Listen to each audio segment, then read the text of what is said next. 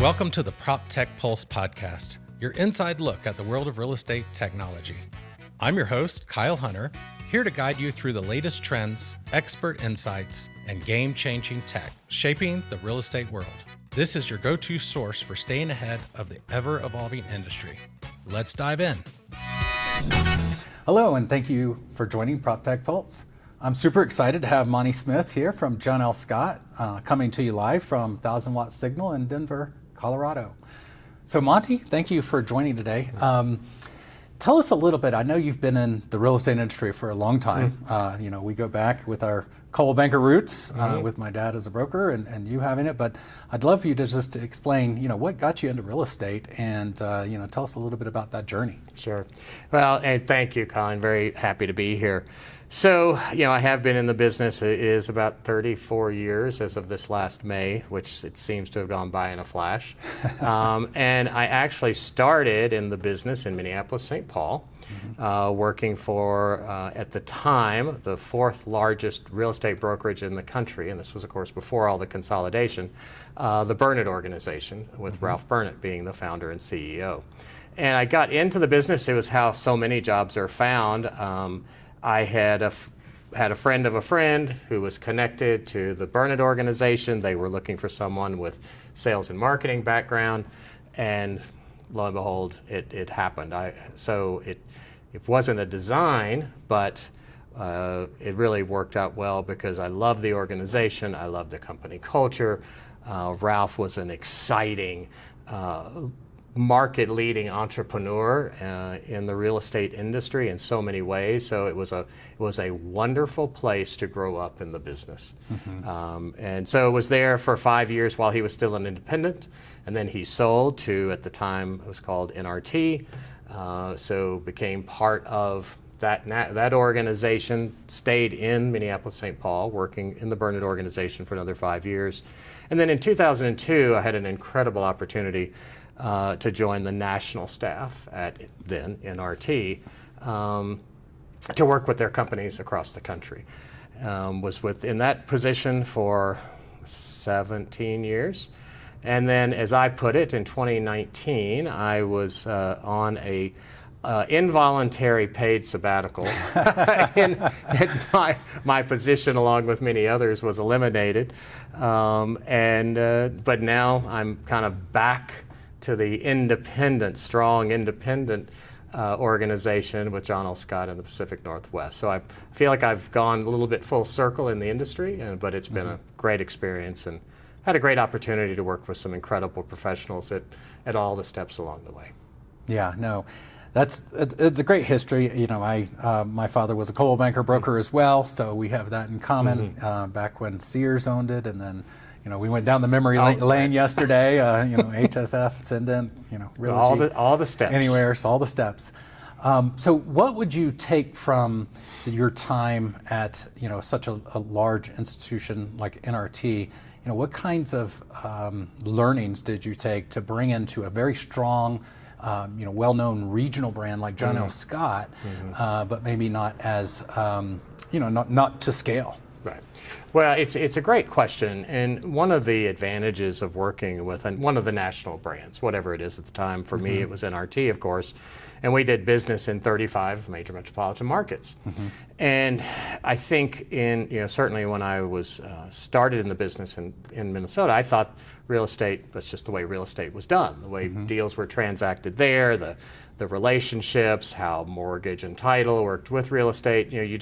If you're in one environment, you think that's the way it is everywhere. Well, the years I spent at NRT working in a national organization taught me very clearly that real estate is indeed a locally driven business.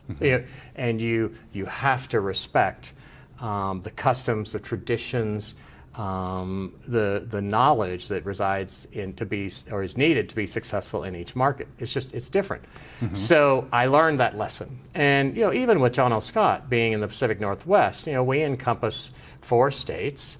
We have primarily Oregon and Washington, but also have a few offices in Northern California as well as offices in Idaho. And how business is done in Spokane is different from how business is done. There's different flavors than Portland or Southern Oregon or the Seattle metro. So again, some of the learning is with real estate, you always need to go first to local. You need to understand local. We are a business that is successful, home by home, kitchen table by kitchen table.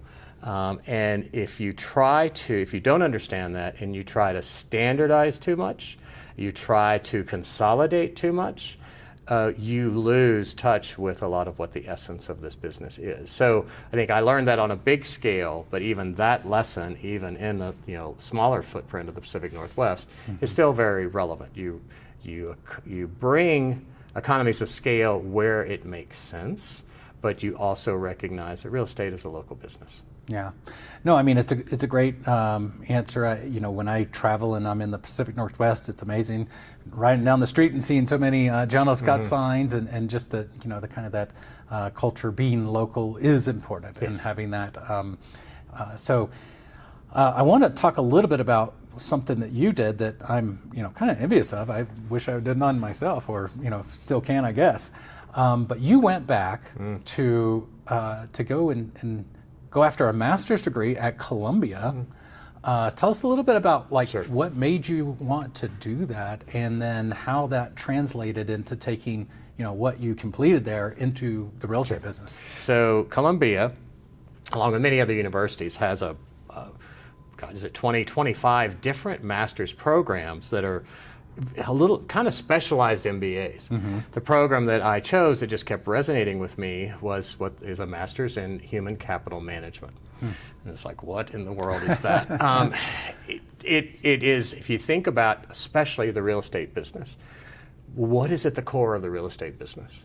It's the people. The people. It's the relationships. It's how do brokerages, effectively educate, motivate, inspire, retain, and recruit the sales force, the agents that affiliate with them, and then all of those things. How do we help them communicate effectively in serving their customers?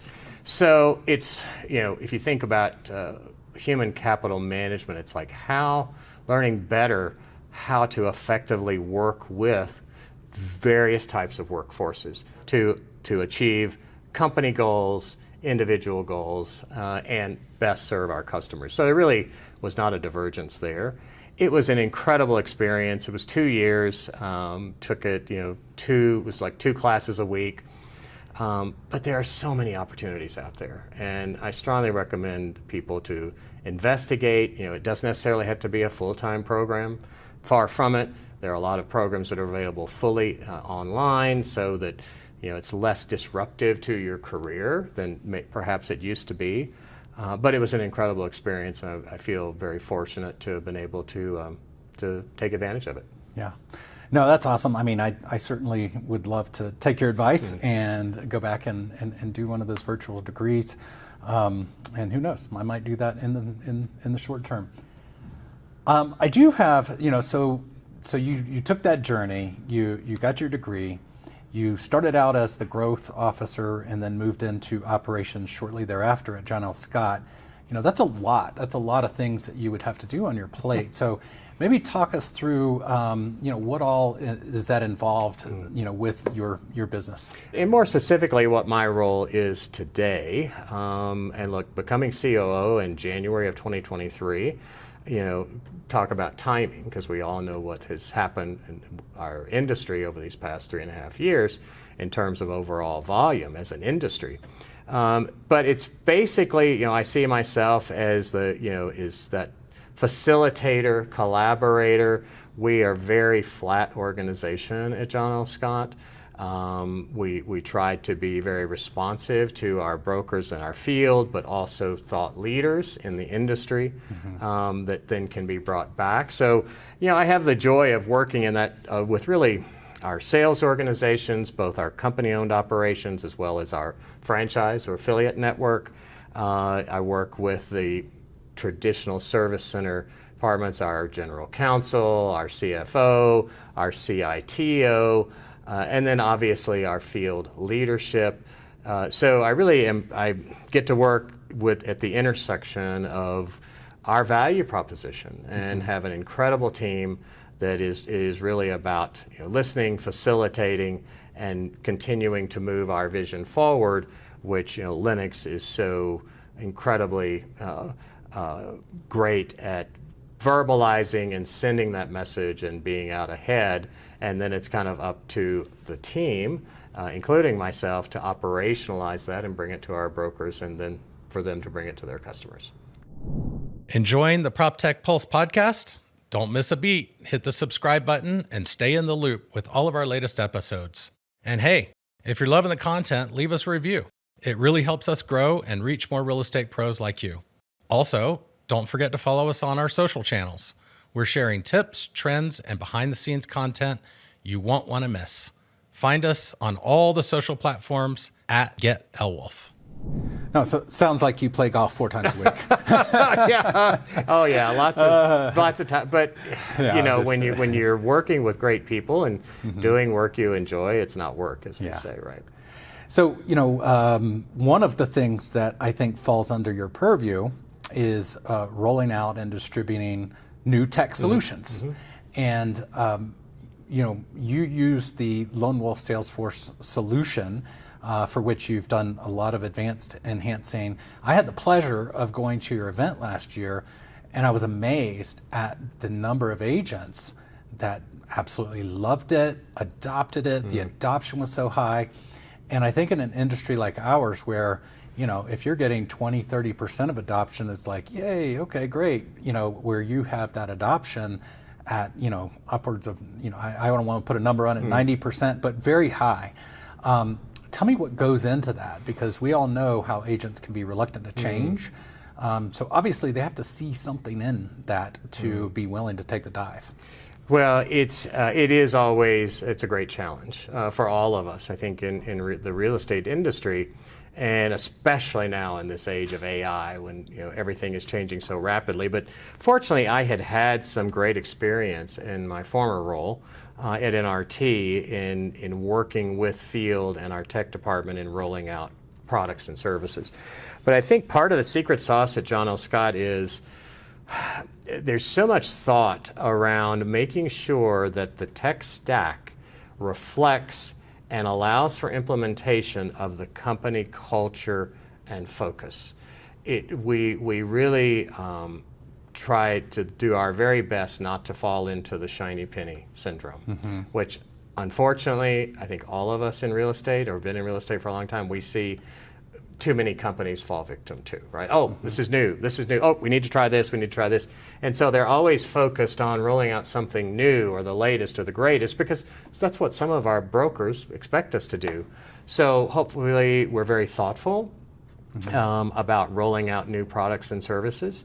We have focus groups internally.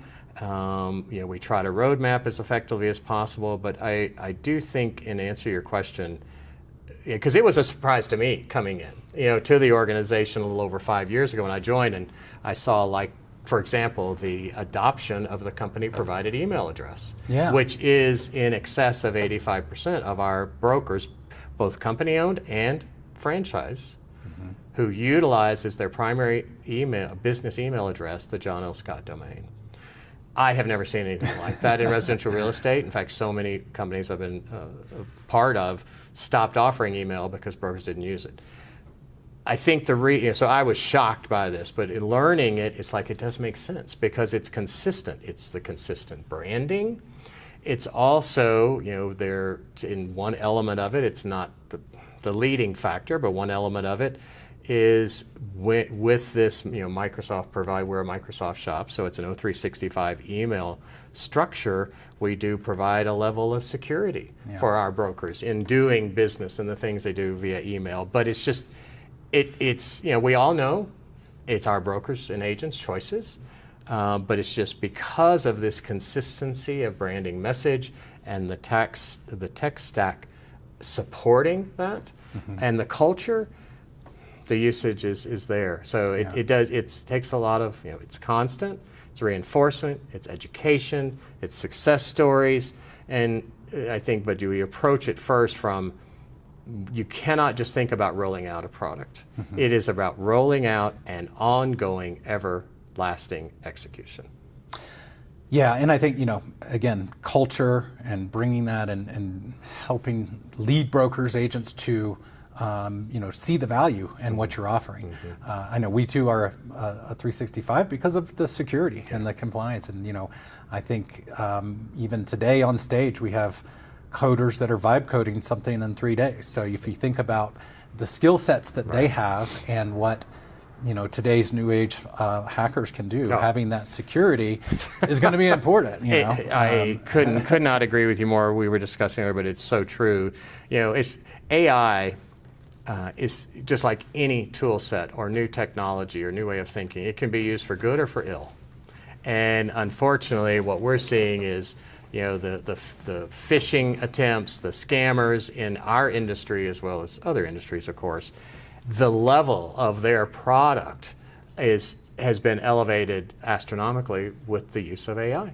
Yeah. And so, again, it's not the sexiest thing in the world to talk about when you're talking about tech stacks, is the security of your email, but it's real. And even though texting is, of course, a common communication and the direct, but we know, generally speaking, there is still a lot of real estate business, even especially within a transaction, once a purchase agreement is signed before closing, a lot of it does take place via email. So to have a relatively safe and secure haven to be able to interact with your customers, it's important. Yeah. It's important. Absolutely. I think that, having security and building all the tools that you have has really, brought a lot to John L. Scott as a whole.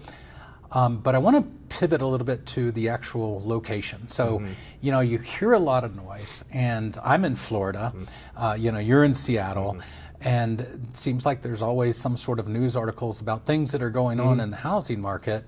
And because I'm in the industry, I tend to read through it and say, I don't know, is that really what's going on? And you start looking at the data, and it doesn't always reflect what the media in some areas are reporting or what's really going on. Tell me, do you experience that, and how do you combat that with both your brokers, but also how they are pushing that information to their buyers and sellers and their customer base to combat that? Yeah, it's a great question. And it's not only about things happening in our specific markets. For us, our primary metropolitan areas of Seattle, Portland, Spokane, and then obviously a lot of other areas within our footprint as well. So you have to deal with that noise. But let's face it, we've had a lot of noise in our industry that has attracted, unfortunately, some not terribly positive headlines. From class action lawsuits to recently the spate of all of the mergers and acquisitions and industry consolidation. All of this, along with the local specific news, does create a lot of noise. And we really focus on trying to have an outlook and education and communication with, again, our office leadership, as well as our brokers, and then hopefully them with their customers, as we call it, to kind of cut through the noise. So we provide area specific data that hopefully can help our brokers, easily understandable data, cut through the noise of the headlines. And as we always say, talk repeatedly to our brokers, it's like, look, our clients look to us to help them understand, help them interpret, and help them cut through the noise to what's important, what's going on in the marketplace, and then customizing it to what's important to them and their real estate transaction, wherever they are, selling, buying, or both. But it's challenging, and we all know press. We know what type of headlines sell papers or get views and interest and generate stories, and that is what it is. But we just need to calmly, rationally provide good information, hopefully data-based information, to your brokers to allow them to have those meaningful conversations with their clients.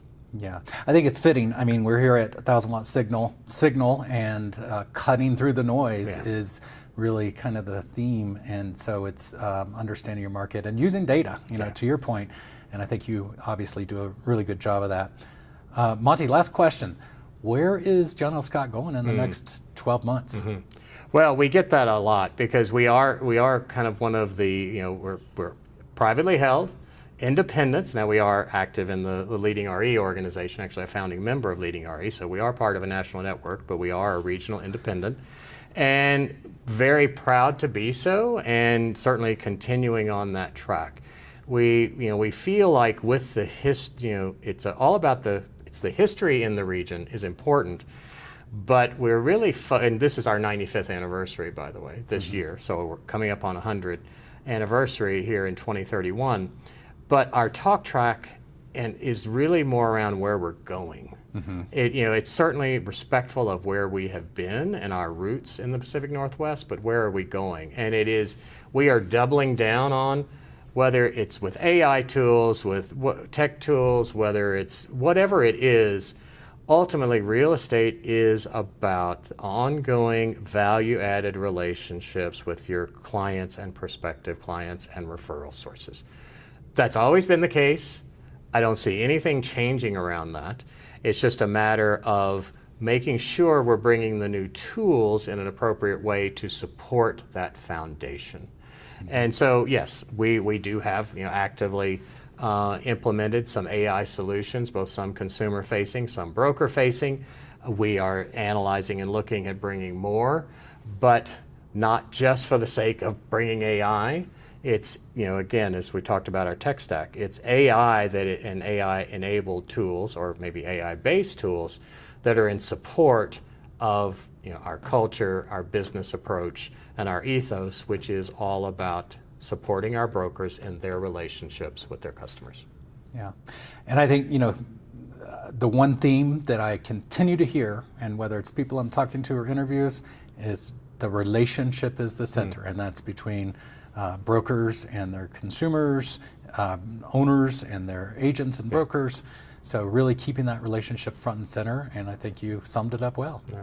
So. Well, there's so many pundits in the industry that have said it so much more eloquently than I could, but it is, if you have relationships at the heart of your organization versus chasing transactions, and you live by that, you're probably going to do okay. Monty Smith, thank you for joining today. Been my really pleasure. Appreciate it. Greatly enjoyed it. Thank you. Thank you. Thanks for tuning in to the PropTech Pulse podcast. Looking to take your real estate game to the next level? Check out our cutting edge tools. Visit lwolf.com to learn more and see how we can help you succeed. I'm your host, Kyle Hunter, and I'll catch you next time as we continue exploring the future of real estate together. Don't forget to subscribe, leave a review, and stay connected. Until then, keep innovating and thriving in the world of real estate.